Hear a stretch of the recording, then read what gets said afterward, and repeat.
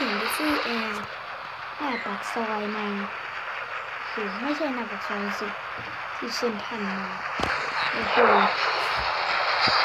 ราคาโคตรถูกเลยโอ้โห10,000 กว่านะเฟ้ย10,000 กว่าแอร์นี่มันก็เย็นนะเย็นมากเลยโอ้โหเย็นร้อนเลยตายแล้วแบบสัตว์โอ้ยเหี้ยตาย Hello what's up guys BBG เล่นสัตว์นี่คือ BBG วันนี้เราจะมาสอนสร้างแอร์กันนะข้างหลังเป็นอะไรข้างหลังนั่นเป็นอะไร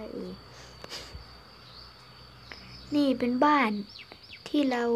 เป็นสอนสร้างบ้าน EP4 นะเนี่ยตอนนี้เราจะมาสอนสร้างแอร์ซัมซุงห้องนั่นมารุ่นโทรศัพท์อีกสักงานมาเริ่มสร้างกันเลยไป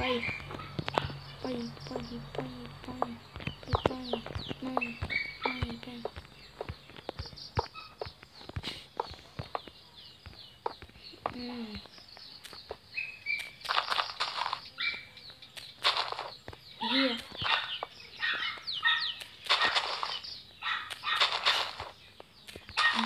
ทุก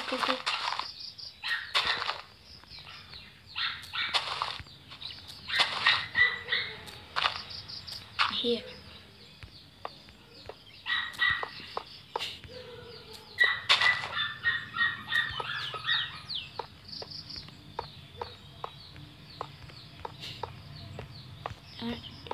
ไป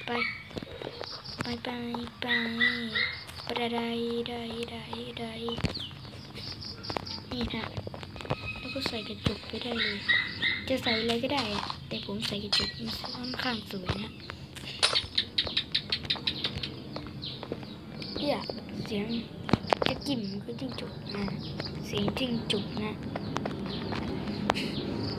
นี่ใส่กระจกไปหมดเลยสัตว์เกียร์ใส่บล็อกเกียร์เปลี่ยนนะเพราะว่า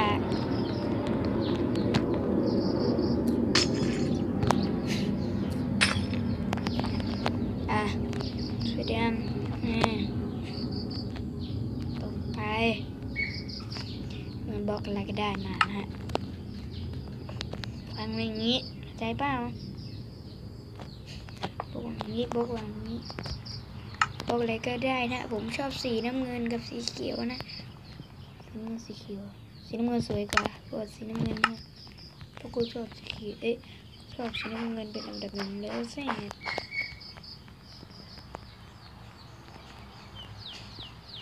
ใส่บล็อกนี้ไป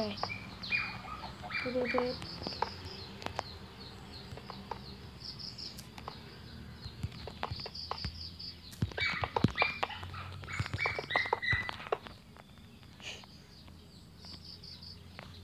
๋ยวใครวางกูเนี่ยแหละวางอยู่ใช่ไหม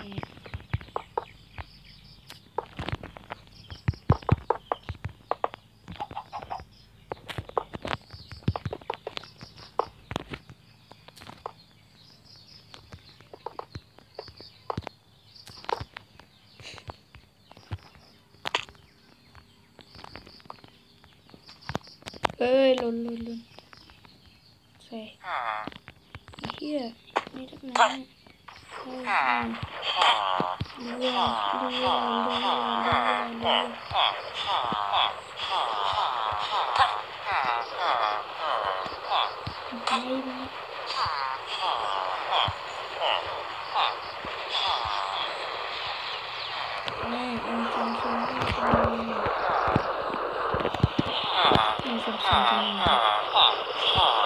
ดูให้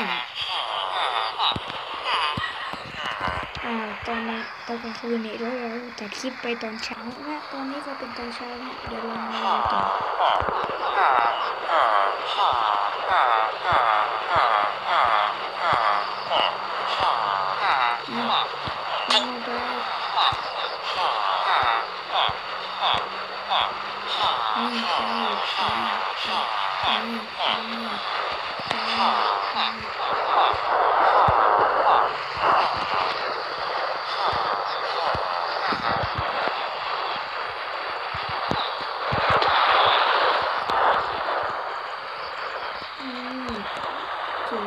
สวย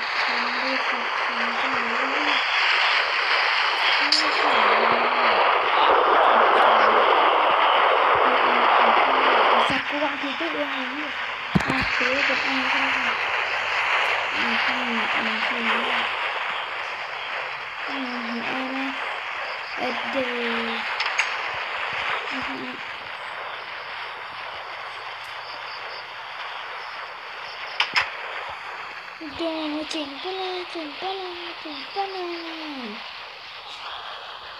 จะกินเพียงเท่านี้